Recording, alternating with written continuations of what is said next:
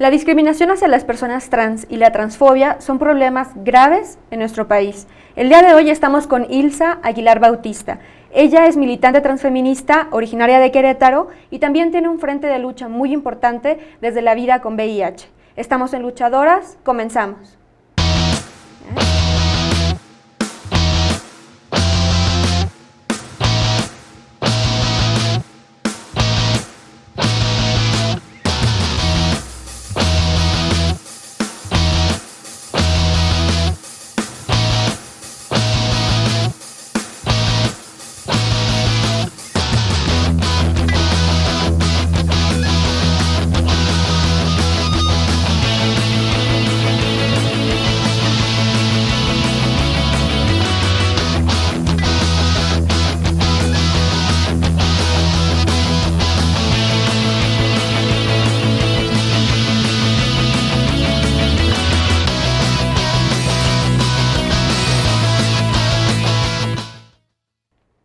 Hola a todas y a todos, el día de hoy estamos una vez más en Luchadoras, aquí en Rompeviento Televisión por Internet.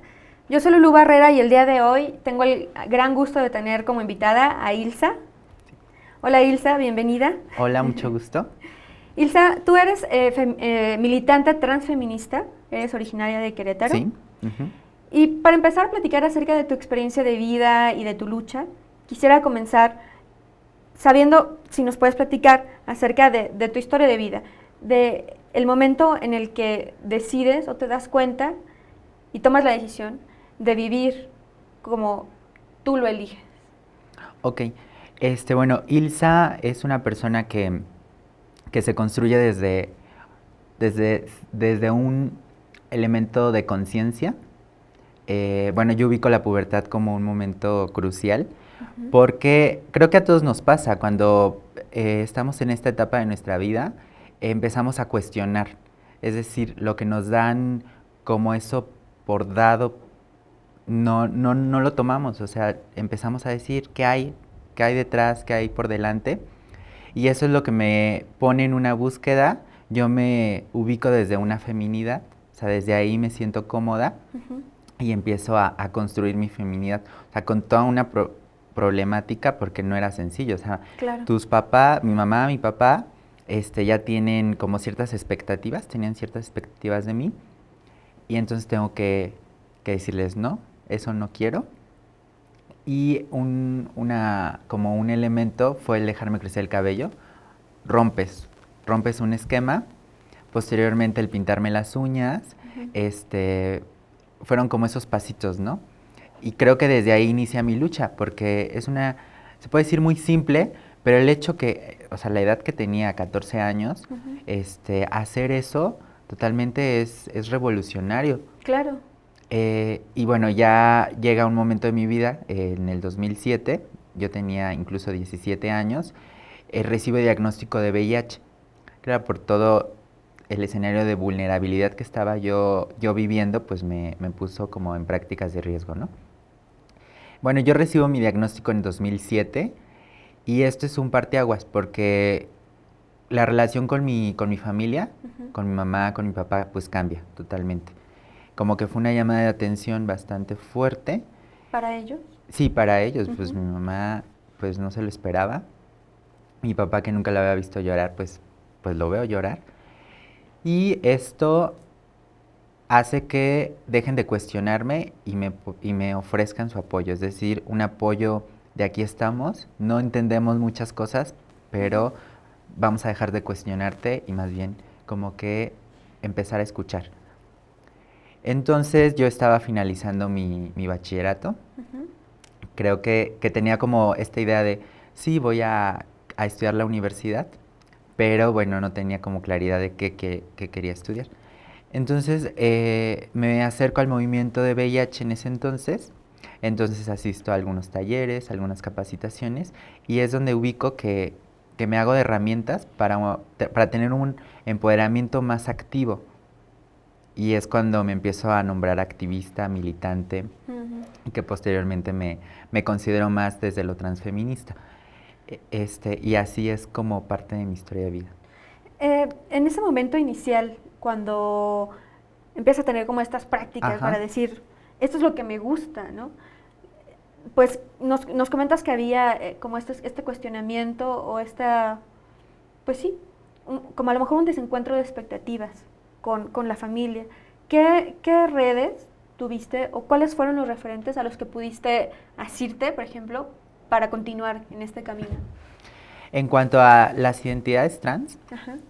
pues conocer a otras personas que se consideran trans. Bueno, yo uso el prefijo trans para referirme a personas transgénero, transexuales, travesti. Ujú. Como que es como lo que más me acomoda y es un término o un prefijo incluyente. Ujú. Pero sí, empecé a conocer primeramente a personas travesti y que me pudieran compartir como qué era ser travesti para estas personas, porque yo me sentía como entre igual. Ujú. Eso fue como el primer paso y posteriormente ya con el diagnóstico en VIH, pues con personas jóvenes, o sea, que estuvieran por lo menos en similitud de edad con VIH que me pudieran compartir, nos pudiéramos compartir vivencias. Eso fue como el primer momento. Ujú. Y en ese momento, me imagino que esas redes o esos referentes realmente como son cruciales, ¿no? Para seguir, en general en el activismo, tener redes, tener como referentes pares que estén en el mismo canal, que compartan como los intereses o los ideales o las luchas, Ajá. es fundamental, ¿no?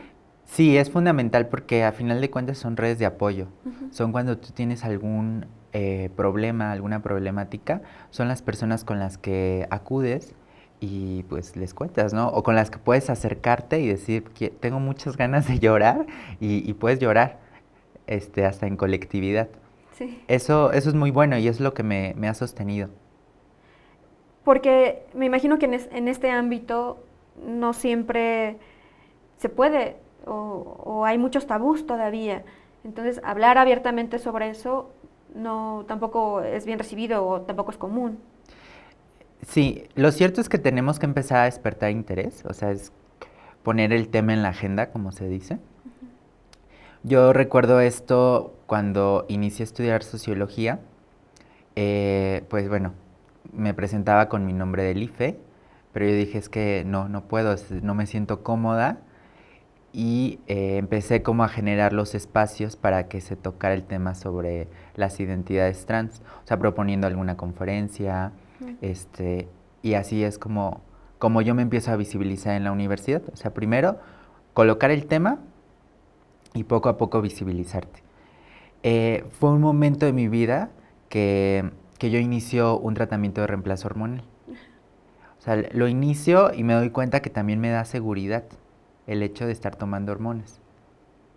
O sea, ahí puede venir como toda una crítica de que, pues, ¿por qué tomar hormonas? Pero bueno, yo decido tomar hormonas Ujú. y me da seguridad. Y aquí hay una cuestión muy interesante, o sea, cuando dejo de entrar a los baños de niño Ujú. y empiezo a entrar al baño de niñas, en la universidad en la que estoy estudiando, pues genera un cambio. Hubo quienes sí me decían que por qué, ¿Por qué entrabas? ajá, porque entraba al baño de las niños, pero al final de cuentas era mucho más incómodo entrar a un baño de niños, tanto para mí Claro. como para los demás, que entrar al baño de niñas. Y entonces me di cuenta que yo ya, dentro de esta franja de femenino y masculino, Ujú. yo estaba pues ya más De- hacia lo femenino. Ujú. Eh, entonces, por lo que nos platicas, entiendo que como ha sido un proceso, ¿no? Sí, Hasta que tú puedes presentarte y decir, bueno, soy Ilsa. exacto. Sí, sí, Fue sí. progresivo. Sí, es un proceso, o Ujú. sea, es una construcción Ujú. que yo voy haciendo y que me voy haciendo mis referentes, ¿no? Estos que ya mencionaban, acercarte con personas que también se identifican desde lo trans, son Ujú. los referentes. Y desde ahí, o sea, desde ahí empiezo a construirme. Y tú nos comentas que eres militante transfeminista. Sí. ¿Cómo es que trabajas desde el transfeminismo o cómo te acercas a esta perspectiva de lo transfeminista o de lo queer, por ejemplo? Pues mira, lo transfeminista, cuando yo empiezo a acercarme es justamente desde el feminismo. Ujú. Entonces para mí ser transfeminista es un feminismo más incluyente, o sea, ser transfeminista.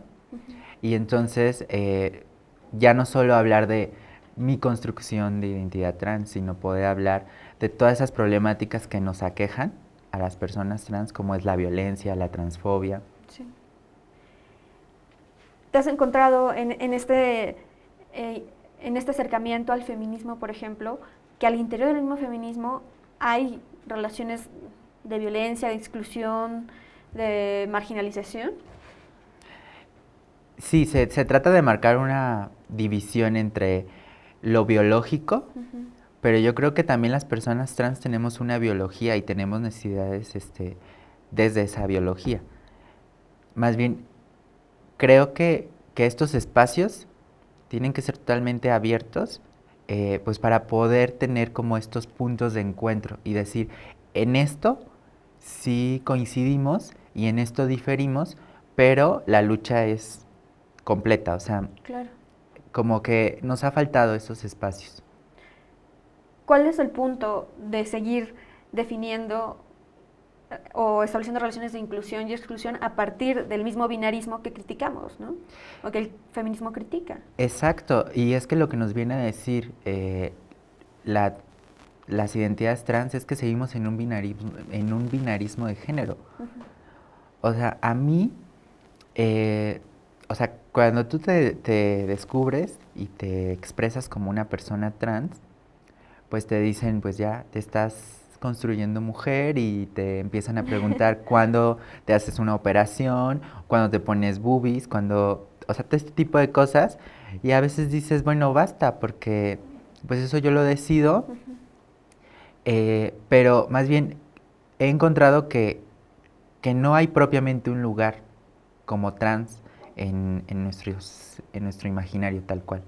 O sea, seguimos como tratar de ubicar a las personas trans desde lo masculino o lo femenino.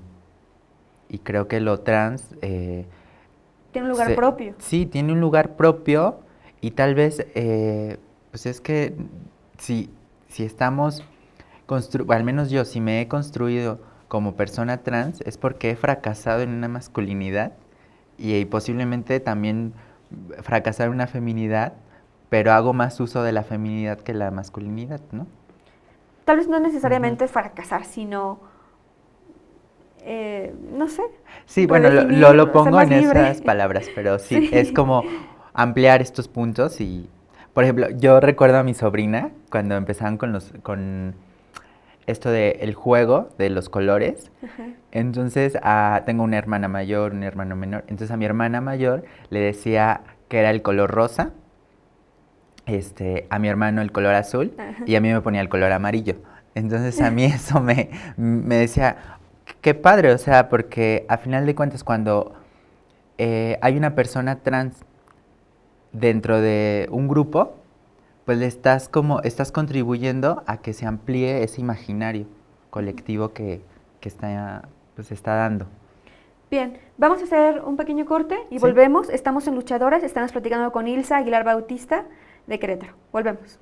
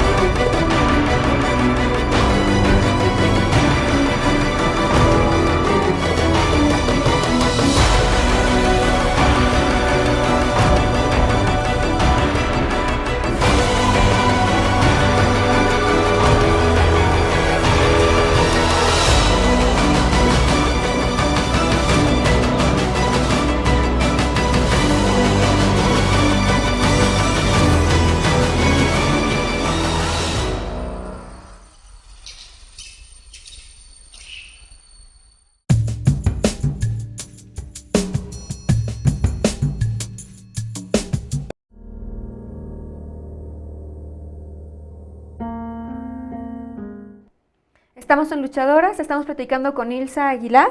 Ella es de Querétaro, es militante transfeminista.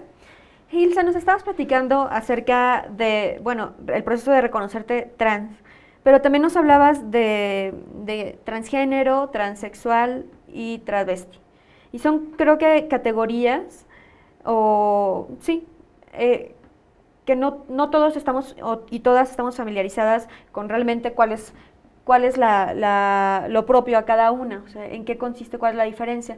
¿Tú nos puedes explicar un poquito más? Sí, bueno, cada palabra tiene su historia y Ujú. hablar de transexualidad pues viene desde el discurso médico. Mm. Eh, Travesti yo lo ubico más desde pues un movimiento que tiene un sentir por vestirse con ropa de otro género, o sea, de un género distinto. Y transgénero, estos tránsitos entre los géneros, como un poco más, Más eh, fluido. sí, más fluido. Pero o sea, yo me ubico desde el prefijo trans porque creo que lo trans no solo está en el género, o sea, transitamos también en la Mm. edad, transitamos Mm. también de una clase, transitamos pues de otras tantas categorías que es necesario que las empecemos a visibilizar. Claro. Esto que nos vienen a decir un poquito de las interseccionalidades, es Ajá. un término que a veces lo digo y me dicen que, ¿qué nos estás diciendo? Mm.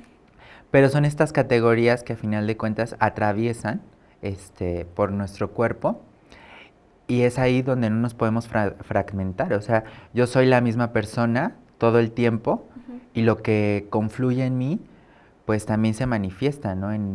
Hacia afuera. Un claro ejemplo, o sea, ser persona trans y persona con VIH, lo estoy viviendo en un mismo cuerpo. Claro. Y ahí es lo interesante de yo como persona trans, lo que he obtenido desde ahí, o sea, desde el movimiento con VIH, perdón, sí, desde el movimiento con VIH, se ha visto reflejado en mi construcción de identidad trans. En este sentido me gusta mucho como esta definición que haces, ¿no? Porque en cierto sentido todos transitamos, todos y todas transitamos. Exacto, A lo sí. mejor no desde el punto de vista de género o no desde los géneros, pero sí en muchos otros aspectos de la vida, ¿no? Y entonces, ¿cuál es como la diferencia de transitar en otros espacios y transitar entre los géneros? O sea, Exacto. creo que aquí la gran diferencia es que hay un contexto de transfobia Ujú. donde a Ujú. nosotras como personas trans Exacto. nos enseñan a odiar nuestros cuerpos. O sea, hay una transfobia generalizada Ujú. que a través del tiempo, o sea, de esos bombardeos culturales, la empezamos a interiorizar. Y entonces cuando nos piden explicaciones de en qué momento de nuestra vida nos dimos cuenta de que éramos personas trans, pues empezamos a reproducir lo que nos dicen los manuales médicos. O sea, de que en la infancia, o sea, como Ya. este rollo que a veces es difícil como creerlo, porque en la infancia tenemos una inocencia donde a veces no estamos como esto es de niña y esto es de niña, eso lo vamos aprendiendo. Claro. Pero tal vez es más bien como una toma de conciencia, ¿no? Que todos en algún momento, bueno, no todos, pero que en algún momento de la vida todo el mundo podría tener una toma de conciencia acerca de cualquier cosa, que es distinto a la infancia. O sea, cuando te empiezas Ajá, a exacto, percatar sí. del mundo y de cómo funciona, ¿no? Pero entonces no podemos ubicar que desde la Ujú. infancia yo ya sabía lo que me esperaba y quién era. O sea, Ujú. es como el punto que quiero poner, porque cuando nos encontramos con alguna noticia de periódico que la niña transexual más joven del mundo, y donde vemos la entrevista y la niña dice, es que yo soy una niña, o sea, soy un niño con cerebro de niña. O sea, se está legitimando un discurso Médico. médico y entonces o sea, hay una preocupación porque cuántas veces esta niña fue bombardeada con un discurso médico que lo interiorizó y se apropió de él. O sea, que le dijeron, Ujú. tienes que elegir qué ser. O sea, no te quedes en medio o donde tú quieras. Sí. Elige aquí o allá, ¿no? Sí. Y cuando yo creo que en México sí es conveniente hablar de despatologización. Exacto. Platícanos qué es Ajá. la despatologización. Bueno, Es un término como complejo, si no es sí, es familiarizado, un hay término que muy quebrarlo, rimbombante. ¿no? Entonces, Sí. bueno, hablar como de enfermedad, o sea, Es de... decir, que la transexualidad es una enfermedad. Sí. O sea, ok. Entonces hablar Eso es patologización. eso es patologización. Y hablar de despatologización es romper con esa carga de enfermedad, Ujú. que a final de cuentas se puede modificar porque es lo que nos dicen los médicos. Y yo no creo estar enferma. O sea, Claro. por eso hablaba del fracaso, porque realmente es eso. O sea, el no ubicarme en una categoría no me hace una persona enferma. Por supuesto. Simplemente he elegido como ubicarme desde otro punto. Pero desde donde yo estoy ubicando la despatologización en México. Yo la ubico desde un contexto social. El movimiento por la despatologización trans, que surge más en un contexto español y que ha tenido sus alcances a otras partes del mundo, incluido México, Ujú. pues surge por la necesidad de quitar ciertas categorías de los manuales, Sí. psiquiátricos. Ajá. Pero en México eso parece ser que es muy distinto.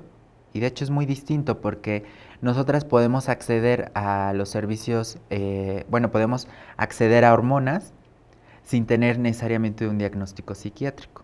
Esto es porque en México el Estado no te garantiza, o sea, no te costea el uso de hormonas. Y tú tienes que ver de qué manera. O sea, en México solo hay un programa que yo localizo que está en la Clínica Especializada Condesa Aquí en el Distrito y Federal. que beneficia a quienes viven en el En el Distrito DF. Federal. Pero quienes vivimos fuera, como yo que estoy en el estado de Querétaro, pues es complicado y si quieres tú tener un procedimiento con vigilancia médica, que es como o sea, es Lo más lo adecuado. más adecuado porque pues necesitamos que nos evalúen, o sea, evaluar en términos de qué impacto tienen las hormonas en mi cuerpo. A eso me estoy refiriendo con una Cuidar la evaluación, salud propia, cuidar ¿no? la salud. Transitar por este proceso de una manera saludable Sí, también. pues tienes que costearlas. Entonces a mí Mm. mi endocrinóloga eh, le dio igual si le llegaba con un diagnóstico psiquiátrico o no le llegaba. O sea, yo al final de cuentas le estaba pagando y yo me iba a pagar las hormonas. Me las estoy pagando. Entonces, hablar desde el contexto mexicano, despatologizar estos manuales psiquiátricos, pues no es relevante, porque no es algo que nos esté afectando. O Ya. sea, lo que sí Pero, conviene ujú, es ubicarlo desde un contexto social, porque si hacemos o sea, si nos vamos por la calle y preguntamos a las personas qué entienden por transexual, o sea, voy a elegir la palabra transexual porque es como la que ha permeado más en nuestro ujú, imaginario colectivo, ujú. pues vamos a encontrar que tienen una idea de, es una persona en un cuerpo equivocado, o sea, esta carga de Negatividad. negativa, Ujú. esta carga patologizante. Sí. Y ahí es donde conviene ubicar la despatologización. ¿Y cómo? O sea, lo que yo he encontrado que, que se puede hacer es haciendo nuevos referentes, Ujú. construyendo nuevos referentes de identidades trans. ¿Y cómo los podemos hacer? Si hay algo, o sea, que ya está dado, hay un estigma en cuanto a lo trans, Ujú. pues hay que romper ese estigma. Exacto. Es decir, Es como una despatologización ajá, mental, ¿no? O de las mental. mentalidades. Lo trans está muy asociado al trabajo sexual. Ujú. No es que el trabajo sexual sea malo para las identidades trans, o sea, no lo estoy poniendo en esos términos, pero es algo que se ha Es la asociación asociado más común, digamos. más común y que tenemos que romper. Eh, cuando a veces me presento y me presento como una persona trans que está estudiando sociología, es simple hecho, me he dado cuenta que rompo con ese estigma que está asociado con trans y trabajo sexual. Porque yo ya no estoy siguiendo esa regla que normalmente suele darse. Y bueno, quisiera que habláramos un poco también por qué generalmente se desarregla, Ajá, pero exacto. como para tratar antes del corte, como de recuperar lo que estamos hablando, hay una tendencia a decir que ser trans es un error. O sea, o la Sí, mente en el cuerpo equivocado o al revés, lo que sea. Y en realidad esto no es así. Estamos pensando desde una perspectiva médica. O sea, hay algo que hay que arreglar, cuando en realidad lo que nos estás comentando es que el tema debe de ser, hay que salir de ahí. No hay nada que componer, ¿es eso? O sea, hay que dejar de pensar desde esta perspectiva médica. más bien es que aquí la solución se está depositando en nuestros cuerpos.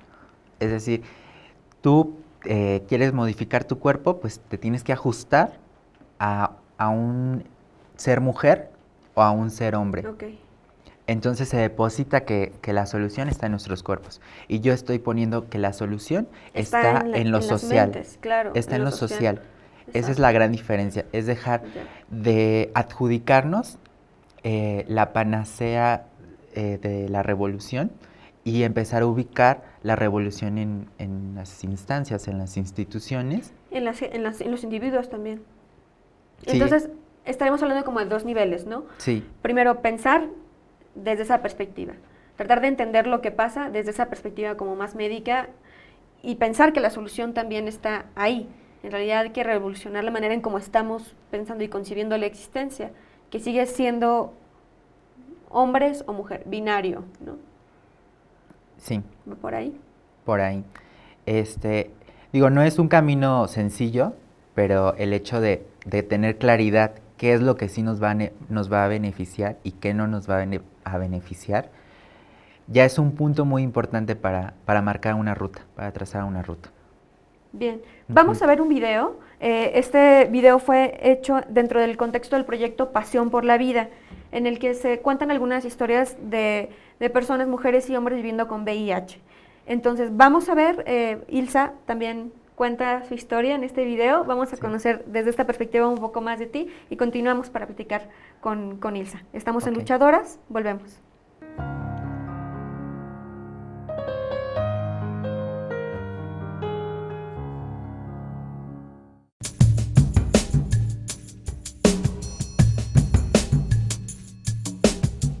En esta lucha de lo que es la lucha contra el VIH, pues es fundamental poder compartir experiencias, porque si nos quedamos ahí callados, entonces ¿quién habla por quién? O el VIH, ¿quién lo vive, quién lo sufre? Entonces el VIH va a seguir siendo una cosa de África, va a ser siendo una cosa de algunos y no algo que a todos nos deba de importar. Gracias a Dios y gracias a la información, yo estoy donde estoy en este momento, porque tuve la oportunidad que una persona viviendo con VIH se acercó y me hizo todo ese acompañamiento, todo ese proceso de enseñarme, uno, a aceptar mi diagnóstico, porque fue un proceso largo, y entender que yo no era la única persona que estaba pasando por esto. El VIH, sí es cierto que está dentro mío, está en mi cuerpo, pero no está acá. O sea, no está acá en el sentido de que no me limita. Yo no dejo que el VIH tome decisiones por mí, pero sí soy consciente de la enfermedad que tengo.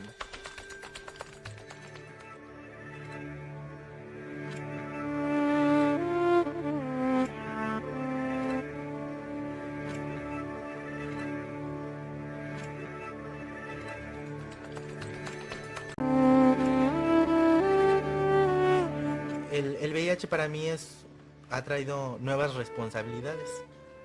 Y estas responsabilidades se ven el de ir de manera de rutina al médico cada 3 meses, cada 2 meses al médico. Eso es lo que ha traído el VIH para mí. Una nueva responsabilidad en cuanto a mi salud. Y además, a partir del diagnóstico ha generado así una serie de cambios. O sea, me ha permitido de todo este coraje, ya de no esperarme más y decir realmente esto es lo que yo quiero. De lanzarme al mundo sin decir, se pueden venir un montón de cosas de discriminación, puedo vivir todo esto, pero no me importa. O sea, el VIH me ha demostrado que a pesar de momentos así tan difíciles, cuando la familia está presente y que mi mamá, mi papá, mis hermanos lo estuvieron, las cosas resultan más fáciles. Mi primera pasión, indudablemente, es el activismo. creo que lo demás está un poco más lejos, o que se va mezclando, pero siempre el activismo es el que está en el medio ahí de mi vida. El activismo para mí es mover, es quebrar, es salir, es poner la cara, es movilizarme, es dejar de estar quieta, muerta, sentada, llorando, sintiéndome pobrecita. Para mí el activismo es todo lo contrario. Y me parece que el activismo necesita de todos y de todas. Para mí era salir a pelear por una causa que veía injusta, por algo que necesitábamos y que eran los medicamentos, y era salir a pelearla de cualquier manera, en la calle, con cartas, con notas, con ministros, con protestas, pero era cambiar una realidad que no era justa por vivir con un virus, que no era justa la discriminación, que no era justo el olvido, que no era justa que no hubieran políticas para las personas que vivíamos con VIH, y había que cambiarlo. Y era o sacarnos esa careta y salir de un sótano de un hospital y decir, bueno, acá estamos, señores, y algo hay que hacer.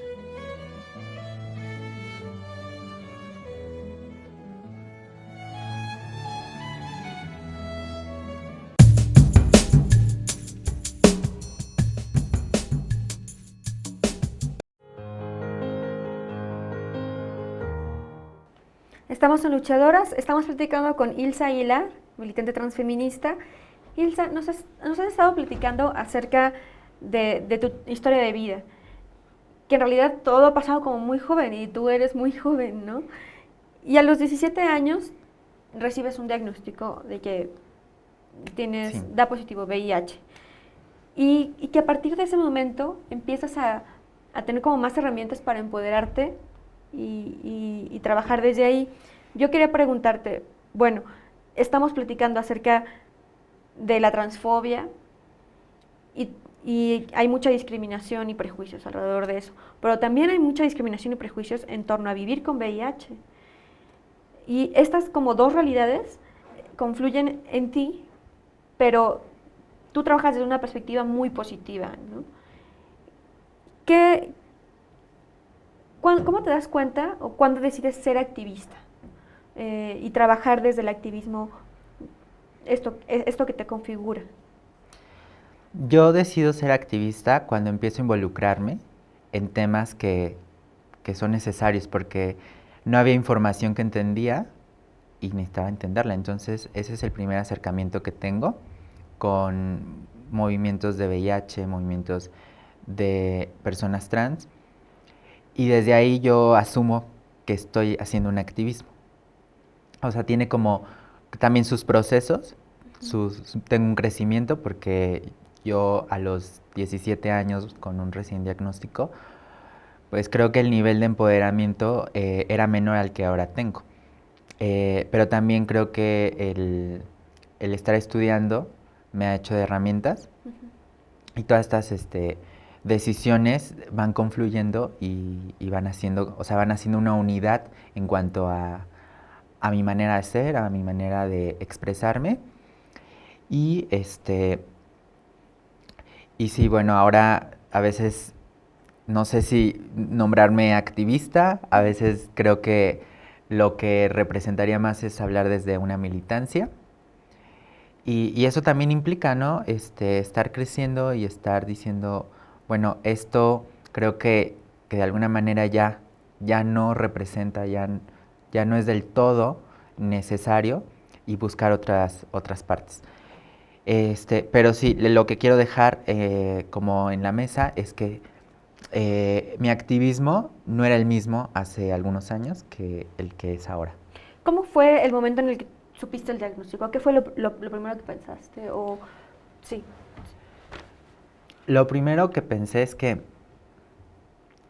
hay una sensación de enojo, de coraje, o sea, un coraje generalizado, porque dices, lo que me está pasando por todas las condiciones en las que estoy parada. Me enfado, me enojo, digo, no es justo, o sea, y por lo menos dejo a un lado esas cosas que estaban en mi posibilidad de cambiar, o sea, de tener prácticas más seguras, porque yo tenía como estas cuestiones de una mala alimentación, claro, porque incorporas elementos de odio y descuido hacia tu cuerpo. Y creo que eso sí lo logro localizar y digo, no, eso sí está en mis manos y empiezo a tener una perspectiva distinta del cuidado de la salud. Eso es como un primer punto. Y después decir, yo no quiero estar en ciertos espacios porque no me son útiles, no me representan, y estoy hablando propiamente de estar en la iglesia o ir a misa, porque Claro. mi familia Es muy es muy dada de ir a misa, pero eran espacios que yo decía, no son útiles, y pues los aparto. Entonces, eso es romper con ciertas estructuras, y esas estructuras al mismo tiempo se ven reflejadas en cambios de comportamiento. Y van confluyendo, y eso es lo que hace que yo crezca. Hablemos de empoderamiento. ¿Cómo defines, y ya nos estás platicando cómo ha sido como el proceso, cómo defines tu empoderamiento? ¿Qué significa haberte empoderado desde esta condición y trabajar desde dentro? Ok, para mí empoderamiento es poder decidir, poder gestionar, poder informarme, discriminar información. O sea, digo, el término se va a escuchar muy raro. Pero decir que Hablar te de sirve. discriminación, ¿Entiendes? ajá, decir esto me sirve, esto no me sirve. Y y también apasionarte, o sea, apasionarte con algo que creas. Creo que o sea, yo estoy convencida hoy en día de que es posible, pues, un mundo sin transfobia, y eso es lo que me hace como decir, pues invierte tiempo, dedica tiempo en esto, porque los beneficios no son a corto plazo, los beneficios mayoritariamente son a largo plazo. Vamos justo ahora a ver Ujú. un video acerca de un proyecto que estás emprendiendo ahora que se llama Predisex Ajá. y que justo es como una de estas formas que nos dejan claro que quieres actuar, o sea, que se estás movilizando para trabajar en esto. Ok. Vamos a verlo y volvemos para platicar Bien. de él.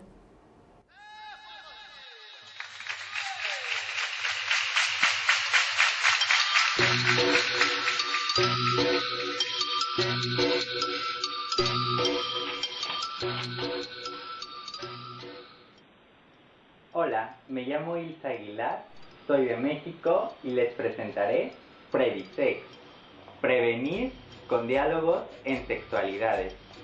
El proyecto utiliza la herramienta de la performance para abordar los distintos imaginarios sobre sexualidades que acontecen en un cuerpo trans y así prevenir el VIH. La meta: abrir diálogos sobre prácticas seguras, prácticas de riesgo, cómo se transmite el VIH, cómo usar un condón, cómo erotizarlo, todo aquello que pasa en un cuerpo trans y tiene que ver con la prevención del VIH, nos interesa dialogar. Nos centramos en una cultura de respeto basada en los derechos humanos para construir juventudes más justas.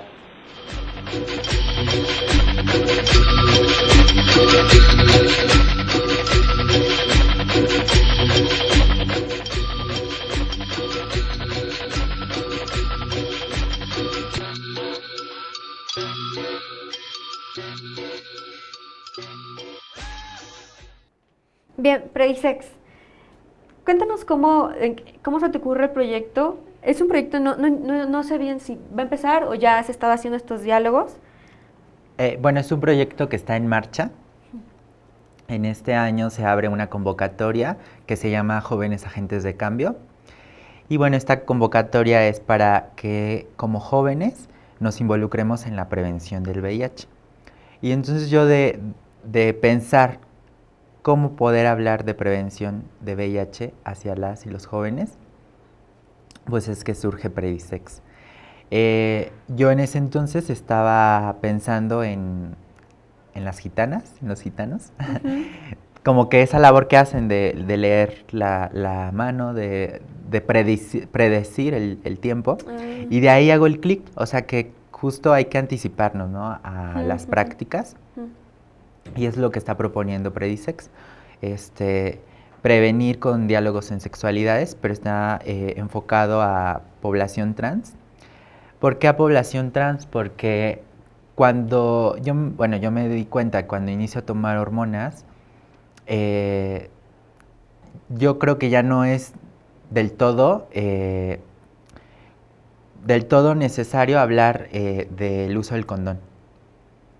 Ya hay que hablar de otras manifestaciones, de otras prácticas, porque las hormonas reducen las erecciones o eliminan las erecciones espontáneas. Entonces, si tú estás promoviendo el uso del condón en población trans, cuando no hay erecciones espontáneas, pues a veces dices, no, hay que ver cuáles son las lógicas que estamos teniendo las personas trans, y desde ahí yo trato de dar como explicación a ello.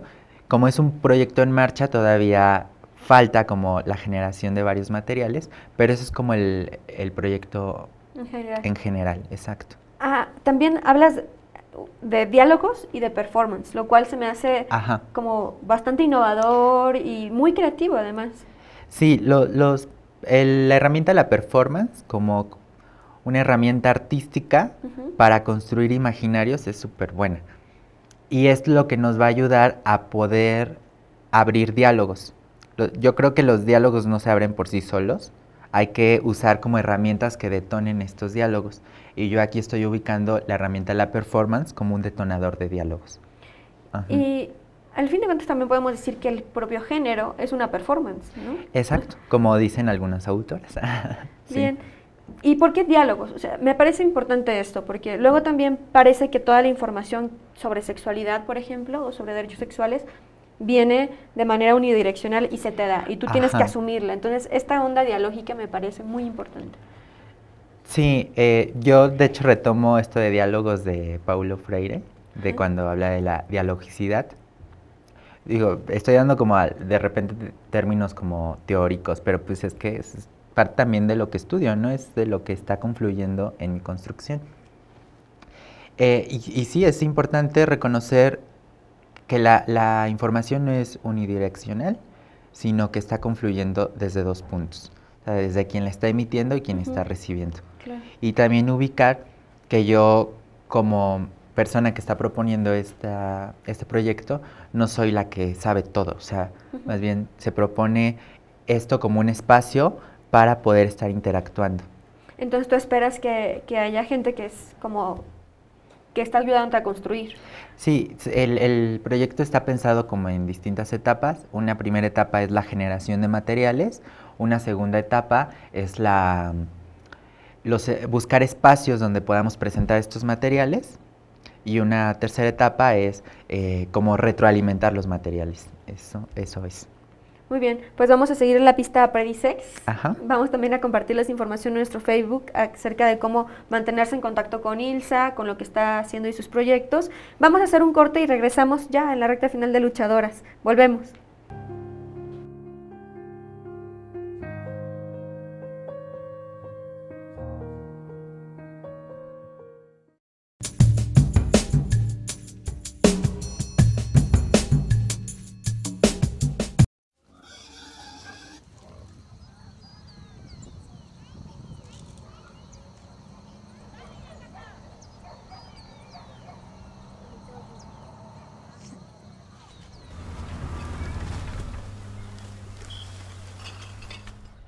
Mi nombre es Ada Maribel Ríos Bogado, tengo 13 años y toco el violín.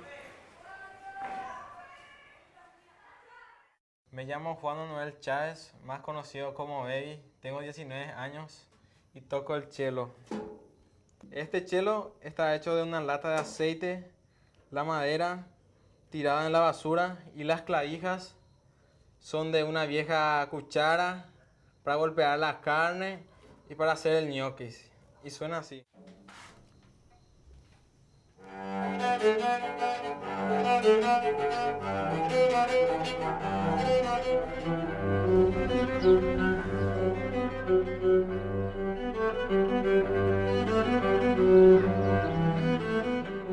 Una comunidad como Cateura no es un lugar para tener un violín. De hecho, el violín un violín cuesta más que su casa.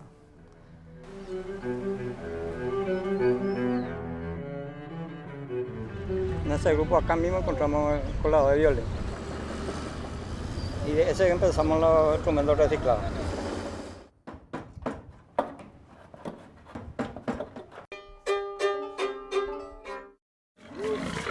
La familia que acá vive recicla todo lo que hay en la basura y se vende. No pensaba antes que yo voy a hacer ese instrumento. Y me siento demasiado feliz cuando estoy viendo a un niño que está tocando un violín reciclado. Cuando ya escucho el sonido del violín siento como mariposa en el estómago, así una sensación que no sé cómo voy a explicar.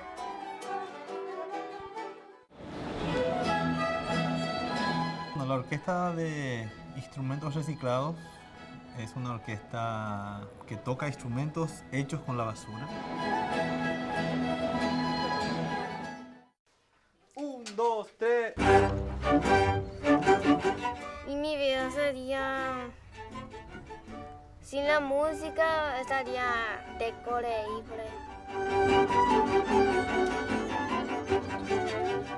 La gente se da cuenta que no tenemos que tirar la basura muy fácilmente.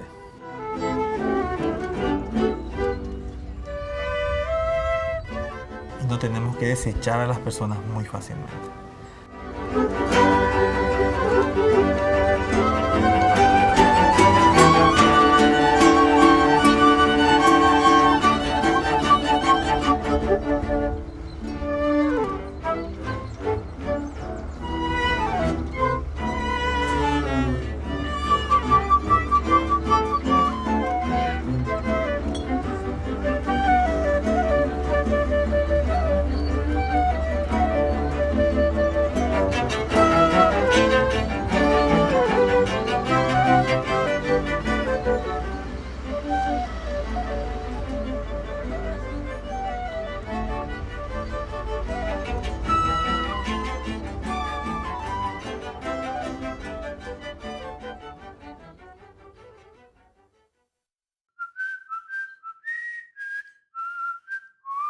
Mexicanos y mexicanas, en México estamos ganando la guerra contra el narcotráfico, aunque no lo parezca. Aquí no hay impunidad y quien comete un delito se le llama delincuente y se le enfrenta con todo el peso de la ley. En realidad no se trata de dividirnos a nuestro país. Yo ni los veo ni los oigo, porque ni nos beneficia ni nos perjudica, sino todo lo contrario. Si me preguntan sobre el precio de la tortilla, pues no lo sé. No soy la señora de la casa. Mi propuesta es muy clara. Por primera vez en la historia de este país, podemos decir con firmeza que hemos logrado garantizar empleos justos y bien remunerados para todas y todos los jóvenes de México.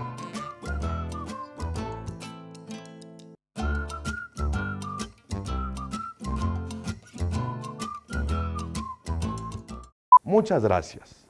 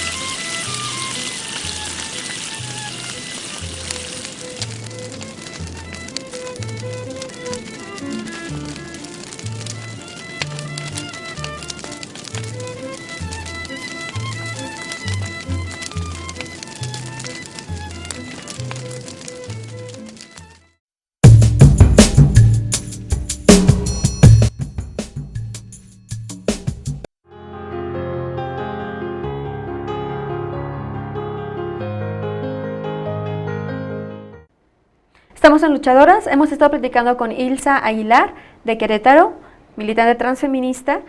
Ilse, nos estás platicando acerca de tu experiencia de vivir con VIH y de tu militancia también en ese sentido, de tu proyecto Previsex. Y algo que me llama mucho la atención y me parece bien importante es que tu perspectiva de vida es muy activa, es muy propositiva, muy creativa. Y yo digo, te tengo aquí enfrente y te veo como, pues no sé, como muy plena en realidad. Y me llama mucho la atención porque creo que ha sido una transformación en las últimas décadas de pensar que asociamos el VIH o el SIDA, por ejemplo, con algo negativo, con algo sombrío, con la muerte incluso. Y en cambio, toda esta perspectiva de vivir positivo, que es ser positivo también porque eres positivo en VIH, pero es también ser positivo como no es una sentencia de muerte. Hay los avances tecnológicos y todo esto te dan unas posibilidades enormes para vivir una vida plena, ¿no? Exacto. Esto no era lo mismo que hace algunos años atrás, pero hablar de una vida positiva, incluso el término es propositivo, o sea, es como modificar esa carga despectiva de enfermedad, de miedo, de no te me acerques, es lo que nos ha servido, o sea, es modificar un contexto social para poder confluir de manera pues más dinámica, pero aún así la discriminación sigue dándose.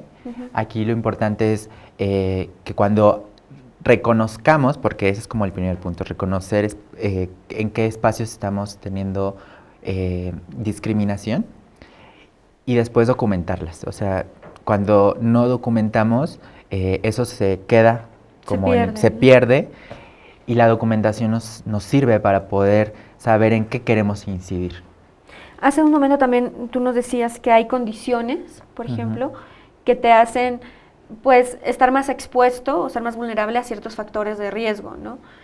¿Cuáles son esas condiciones, por ejemplo? Pues un factor que ya se ha venido mencionando es la transfobia, el hecho que la transfobia sea un generador de odio hacia los cuerpos, es un factor. Otro factor es el no acceso a servicios de salud, el bullying, o sea, este acoso de señalamientos, de burlas, que justamente pues te hacen sentir mal, o sea, que tú estás en una situación errónea de sentirte no amada, no amado. Una victimización. Ajá. Y otros escenarios, también el enamoramiento se puede ubicar como un factor que nos vulnera, o sea, es decir, yo porque te amo, no, estoy dispuesta a todo. Sí, estoy dispuesta a todo, y el empoderamiento te dice que tu decisión y que las decisiones también a veces son compartidas y que hay que asumir esa responsabilidad como una responsabilidad compartida. En este sentido, en el sentido de los retos, por ejemplo, ¿cuál es la realidad desde tu perspectiva y participando como en este movimiento? ¿Cuáles son los principales retos para lograr, además de los que mencionas, pero en el acceso, por ejemplo, a los mecanismos, a los procedimientos o a los medicamentos que pueden ayudar a que esto no se experimente como de una manera negativa? O sea, hay retos también en ese sentido. Pues aquí ubicar que las redes de apoyo o las redes, como hablar de la red de jóvenes positivas y positivos, es un claro ejemplo, que son espacios que nos pueden permitir poder bajar información a personas que no les está llegando. El acceso a la información es esencial, entonces. Es esencial, exacto. Si tú pudieras decir, por ejemplo, qué elementos han contribuido a que tú puedas actuar así, ¿cuáles serían? El poder tener un acercamiento con personas que tengan como esta interacción con instancias públicas, no públicas, con un activismo también propiamente, eso me ha permitido también reflejarme en estas personas y construir mi sí mismo. Y es algo que tú también estás replicando. Exacto. Ilsa, hemos llegado ya al final de Luchadoras. ¿Te parece si hacemos un pequeño juego de palabras? Ok. ¿Qué piensas cuando yo digo mujeres? Lucha. Trans, Resistencia. queer, Múltiple. vida positiva, Felicidad. sexo, Disfrute. VIH, Se puede. prevención, Hacerlo. jóvenes Edad. y empoderamiento. Decisión. Muchas gracias Ok. por venir acá, Luchadoras, por compartir tu experiencia de vida. Ajá. Me da mucho gusto, la verdad, conocerte. Ok. Y Ujú. para terminar, quisiera preguntarte qué es lo que más disfrutas tú de esta lucha. Lo que disfruto es el compartir lo que siento y validar lo que pienso. Eso es lo que disfruto. Con otras, con otros. Exacto. Pues gracias. Vamos a compartir toda la información sobre Ilsa, Predisex, cómo seguir en contacto, cómo involucrarse con la red de jóvenes positivas y positivos también. Ajá. Esto fue Luchadoras. Gracias, Ilsa, por haber estado con nosotras. De nada. Gracias a ustedes. Quédense en Rompeviento. Empezamos con las retransmisiones. Artículo 19, yo soy 132. Esto fue Rompeviento. Nos vemos la próxima semana. Chao. Es que quieres.